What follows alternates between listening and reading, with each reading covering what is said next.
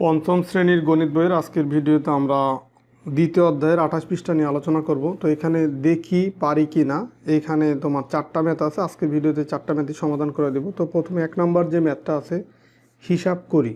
তো এখানে দেখো তৃতীয় বন্ধনী, দ্বিতীয় বন্ধনী, প্রথম বন্ধনী আছে, আবার এর ভিতরে যোগ বিয়োগ গুণ ভাগ আছে।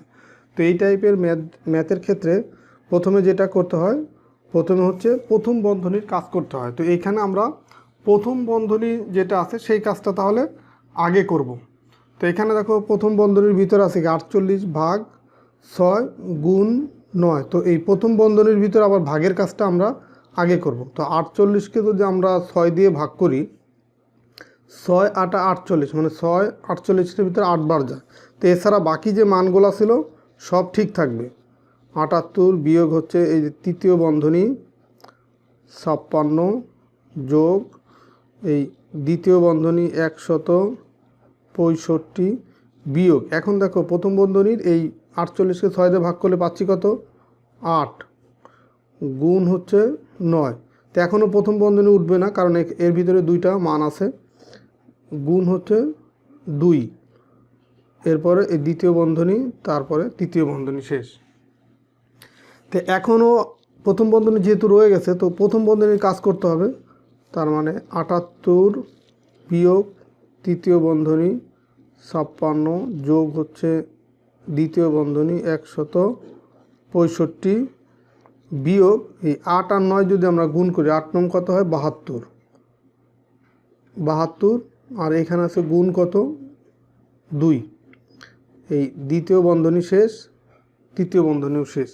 তো এখন দ্বিতীয় বন্ধনীর কাজ করতে হবে। প্রথম বন্ধনী উঠে গেল, কারণ এই দুইটা গুণ করে একটা মান পাইলাম। তো এখন এর ভিতরে বিয়োগ আছে, গুণ আছে, তাহলে গুণের কাজটা আগে করতে হবে। এই 78 বিয়োগ তৃতীয় বন্ধনী 56 যোগ দ্বিতীয় বন্ধনী 165 বিয়োগ এই 72কে যদি আমরা 2 দিয়ে গুণ করি, 2 দুগুণই হচ্ছে 4, 7 দুগুণী 14, 144। এরপরে দ্বিতীয় বন্ধনী শেষ, তারপরে তৃতীয় বন্ধনী শেষ। তো দ্বিতীয় বন্ধনীর ভিতরে এখনও দুইটা মান আছে। তো এখনও তাহলে আমরা দ্বিতীয় বন্ধনীর কাজ করব। বিয়োগ হচ্ছে 56 যোগ, দেখো 165 থেকে 144 যদি বিয়োগ করি, এখানে 4 আছে, কত হলে 5 হবে, 1 হইলে 4 আছে, কত হইলে 6 হবে, 2 হইলে, আর 1 মিলে গেল। তো তাহলে 1 মিলে গেলে 0, সেটা প্রথমে দিতে হয় না। তো এখন তাহলে এই তৃতীয় বন্ধনী থাকলে, তৃতীয় বন্ধনীর ভিতরে এই দুইটা মান থাকলো। তো এখন আমরা তৃতীয় বন্ধনীর কাজ করব। এই তাহলে এই 56 আর 21 এটা যদি যোগ করি, তাহলে 78 বিয়োগ এই 1 আর 6 কত হয় 7, আর 2 আর 5 হয় কত 7। তার মানে এই তৃতীয় বন্ধনী এখন উঠে যাবে, কারণ এই যোগ তো করে ফেললাম। তাহলে 77 পেলাম। 78 থেকে 77 বিয়োগ করলে পাবো হচ্ছে আমরা 1। তো এটাই হচ্ছে এই ম্যাথের উত্তর। এরপরে দেখো আমরা 2 নম্বর ম্যাথটা করব। 2 নম্বর ম্যাথে আছে কি যে 12টি কলমের দাম হচ্ছে 180 টাকা। এই 12টি কলমের দাম কত, 180 টাকা। তো এখানে 25টি কলম কিনতে কত টাকা প্রয়োজন হবে, এটা হচ্ছে গাণিতিক বাক্যে লিখি এবং সমাধান করি। তার মানে এটা হচ্ছে গাণিতিক বাক্যের মাধ্যমে করতে হবে। গাণিতিক বাক্য, গাণিতিক বাক্য কত হবে, দেখো 12টি কলমের দাম 180 টাকা যদি হয়, তো 25টি কলমের দাম যেহেতু বের করতে হবে, তো আমাকে প্রথমে হচ্ছে একটি কলমের দাম বের করতে হবে। তো 12টি কলমের দাম যদি 180 টাকা হয়, তো একটি কলমের দাম যদি বের করতে চাই, এটাকে ভাগ করতে হবে কত দিয়ে, এই 12 দিয়ে। 12 দিয়ে ভাগ করলাম। তো ভাগ করলে কি, আমার একটি কলমের দাম পেয়ে গেলাম। তো এইটাকে প্রথম বন্ধনীর ভিতরে রাখবো। তো একটি কলমের দাম পেলাম, এখন আমার প্রয়োজন হচ্ছে 25টি কলমের দাম। তাহলে এই একটি কলমের যে দাম, সেটাকে গুণ করব কত দিয়ে, 25 দিয়ে। এটা হচ্ছে গাণিতিক বাক্য। তো এখন আমরা এটা যদি সমাধান করি, দেখো ভাগের কাজটা আমাদের আগে করতে হবে। তার মানে 180কে 12 দিয়ে ভাগ করতে হবে।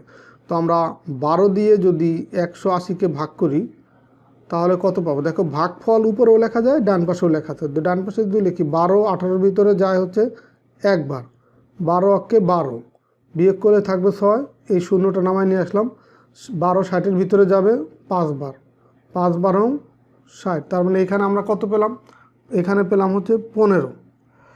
তার মানে এই 180-কে 12 দিয়ে ভাগ করলে পাবো কত? 15। প্রথম বন্ধনী উঠে যাবে যেহেতু ভাগের কাজটা হয়ে গেল। গুণ এখন আসবে কত? 25। তো 25কে আবার এটাতে গুণ করলে কত আসে দেখো। আমরা এই 25 গুণ করব কত দিয়ে? 15 দিয়ে। তো যদি গুণ করি 5 5 25-এর 5, হাতে আমার 2, 5 2 10 আর 2 হচ্ছে 12। এখন 1 দিয়ে গুণ করব, তাহলে এখানে একটা শূন্য দেবে এককের ঘরে। 1 দিয়ে 5কে গুণ করলে 5, 2কে গুণ করলে 2, তো যোগ করলে 5, এই 5 আর 2 7, 2 আর 1 3, 375। তাহলে এখানে আমরা লিখব কত? 375। তো এই 375 কিসের মান? এখানে যে 25টি কলম কিনতে কত টাকার প্রয়োজন। তো এখন লিখব তো সুতরাং এই 25টি কলম কিনতে 375 টাকার প্রয়োজন। আর এই ডান পাশে যেটুকু করছি এইটুকু হচ্ছে রাফ। তো এটাই হচ্ছে তোমার এই ম্যাথের উত্তর বা অ্যান্সার। এরপরে দেখো 3 নম্বর যে ম্যাথটা আছে, 3 নম্বর ম্যাথে আছে যে রাজুর বাবা তাদের ডাব গাছ থেকে 25টি ডাব পেরে 60 টাকা দরে বিক্রয় করলেন। 60 টাকা দরে মানে হচ্ছে একটি ডাবের দাম 60 টাকা। তাহলে 25টি ডাবের বিক্রয় মূল্য কত হবে? 60 গুণ 25। তাহলে রাজুর বাবা 25টি ডাব বিক্রি করবে হচ্ছে 60 টাকা দরে, যেহেতু তার মানে টোটাল সে বিক্রি করবে 60 গুণ 25। এখন প্রাপ্ত টাকার অর্ধেক গরুর খাবার কেনার জন্য ব্যয় করলেন। এই যে 60 গুণ 25 টোটাল এত টাকা ডাব বিক্রি করেন, এর অর্ধেক টাকা সে গরুর খাবার কেনার জন্য ব্যয় করেন। আর অবশিষ্ট যে টাকা থাকে তার থেকে আবার 150 টাকার সবজি কিনলেন। তো এখন তার কাছে আর কত টাকা অবশিষ্ট থাকবে? এই গরুর খাবার কেনা বা তারপরে 150 টাকা সবজি কেনার পরেও তার কাছে আর কত টাকা থাকবে সেটা বের করতে হবে। এটাও গাণিতিক বাক্যে লিখব এবং সমাধান করব। তো এখানে লিখব যে গাণিতিক বাক্য। দেখো আমরা প্রথমে হচ্ছে 25টি ডাবের বিক্রয় মূল্য বের করব। তো যেহেতু একটি ডাবের দাম হচ্ছে 60 টাকা, তাহলে 25টি ডাবের দাম কত হবে? 60 গুণ 25। এই হচ্ছে 25টি ডাবের মূল্য। এখন এর থেকে সে অর্ধেক টাকার হচ্ছে গরুর খাবার কিনবে। তাহলে এটাকে আমরা প্রথম বন্ধনীর ভিতরে রাখলাম। এর অর্ধেক টাকা হচ্ছে গরুর খাবার কিনবে, তাহলে এটাকে ভাগ করব কত? 2 দিয়ে। তাহলে এই গরুর খাবার কিনলো এই টোটাল টাকা থেকে অর্ধেক টাকার। তো টোটাল টাকা থেকে তাহলে কি অর্ধেক টাকার গরুর খাবার কিনা হয়ে গেল। এখন অবশিষ্ট যে টাকা থাকবে তার থেকে আবার 150 টাকা সবজি কিনবে। তার মানে এটাকেও আমরা সেকেন্ড বন্ধনী বা দ্বিতীয় বন্ধনীর ভিতরে আটকে দিব। এর থেকে হচ্ছে 150 টাকার সে সবজি কিনবে। তো এই 150 টাকা তাহলে এই টাকা থেকে বিয়োগ করার পরে যে টাকা থাকবে সেটাই অবশিষ্ট থাকবে। প্রথম হচ্ছে 25টি ডাবের দাম বের করলাম, তার থেকে অর্ধেক এই 2 দিয়ে ভাগ করে আমরা গরুর খাবারের জন্য যে টাকা আমরা ব্যয় করলাম সেটা বাদ দিয়ে দিলাম 2 দিয়ে ভাগ করে। তার থেকে আবার 150 টাকা বিয়োগ করলাম এই সবজি কেনার জন্য। তো এখন আমরা এটা যদি সমাধান করি, তো এখন প্রথম বন্ধনীর কাজ আগে করতে হবে। এই 60 গুণ 25 এটার কাজ আগে করতে হবে। তো এই শূন্যটাকে যদি আমরা বাদ দিই তাহলে থাকে 6, 6 দিয়ে এই 5কে গুণ করলে 5 6 30-এর 0, হাতে আমার 3, 6 2 12, 12 আর 3 কত? 15। আর এই বাদ দেওয়ার শূন্যটা এখন দিয়ে দিলাম। এটাকে এখন তাহলে ভাগ করব, প্রথম বন্ধনীর কাজ শেষ হয়ে গেল, ভাগ করব 2 দিয়ে। তাহলে দ্বিতীয় বন্ধনী বিয়োগ হচ্ছে 150। এখন এই 1500কে যদি আমরা 2 দিয়ে ভাগ করি তাহলে দেখো কত পাবো। এই যে এখানে আমি রাফ করে দিচ্ছি, 1500 ভাগ হচ্ছে 2। তো 2 দেখো 1-এর ভিতরে যায় না, 15-এর ভিতরে যায় 7 বার, 7 2 14 থাকে 1, এখান থেকে একটা শূন্য যদি আমরা নামাই নিয়ে আসি 10, 2 10-এর ভিতরে যাবে 5 বার, তার মানে হচ্ছে 5 2 10। আর এই যদি শূন্য এটাকে নামাই নিয়ে আসলাম, 2 শূন্যর ভিতরে যায়, যেহেতু নামাই নিয়ে আসছে ভাগ করতে হবে, তো শূন্যর ভিতরে একবারও যায় না, তাহলে এখানে হবে 0, 0 দিয়ে 2কে গুণ করলে 0, এখানে পাবো 0। তার মানে আমরা ভাগফল পেলাম কত? 750। এখানে পাবো হচ্ছে 750 বিয়োগ হচ্ছে 150। এখন 750 থেকে 150 দিয়ে বিয়োগ করি, 0 0 মিলে গেল 0, এই 5 5 মিলে গেল 0, 1 আছে কত হলে 7 হবে, 6 হলে। তাহলে তার কাছে কত টাকা অবশিষ্ট থাকবে, এখানে লিখব যে সুতরাং 600 টাকা, 600 টাকা অবশিষ্ট থাকবে।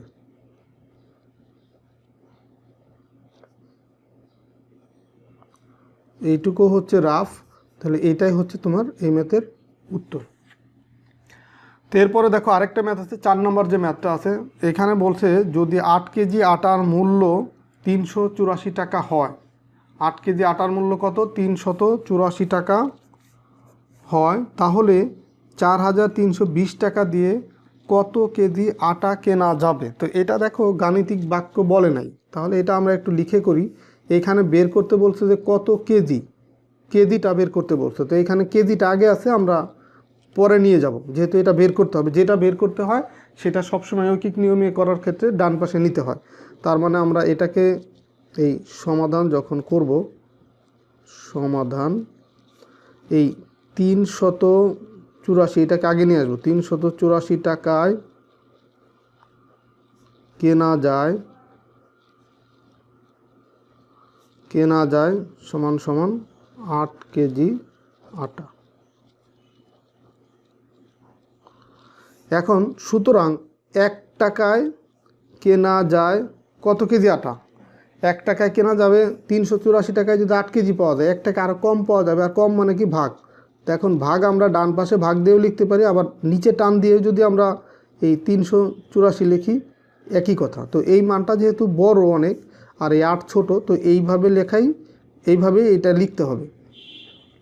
আর ডান পাশে ওইভাবে লিখলেও হবে, তবে এইভাবে লিখলেই সুন্দর হবে। তো এত কেজি আটা, আমরা 8কে ভাগ করলাম 384 দিয়ে।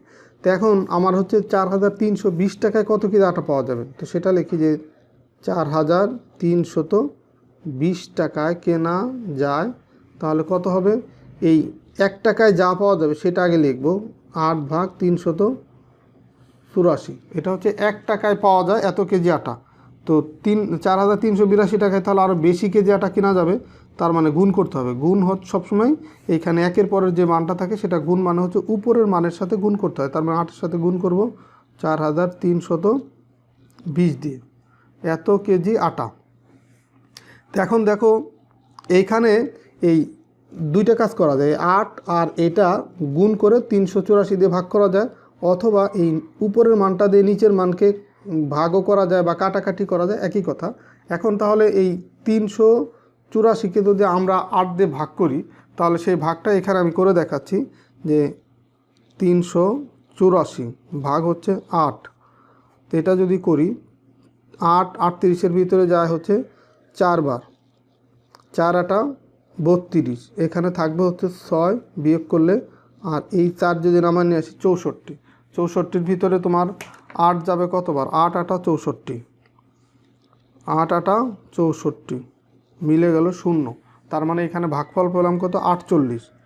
তাহলে এই 8 দিয়ে যদি এটাকে কাটি, মানে ভাগ করা বা কাটাকাটি একই কথা, এখানে পাবো হচ্ছে তোমার 48। এখন এই 48 দিয়ে এটাকে ভাগ করব। তো এইটুকুও হচ্ছে রাফ, এই যে এইটুকু রাফ, আবার এই 48 দিয়ে এটাও রাফ করে দিতে হবে, দেখাই দিতে হবে। তো এটা এইখানে দেখাই দিচ্ছি যে 48 ভাগ হচ্ছে 4320, এই রাফটা এখানে দেখাচ্ছি। তো দেখো 48 43-এর ভিতরে যায় না, তাহলে 2 নিব আরও। তো 48 এই 4, দেখো এই 4-এর ভিতরে একবার যায়, তার মানে আমাকে যেহেতু 4-এর পরে আরও 8 আছে, তার মানে এই 1-এর চেয়েও কম হবে, এটা মানে 1 হলে 10 হয়ে যায়। তার মানে আমরা এই 443, এটাকে যদি আমরা 48কে 9 দিয়ে যদি গুণ করি, তাহলে দেখো এটার কাছাকাছি বা মিলে যাবে হয়তো। 8 নং 72-এর 2, আর হচ্ছে এই 8 নং 72-এর 2 হাতে 7, 4 নং 36 আর 7 দেখো 43 মিলে গেল।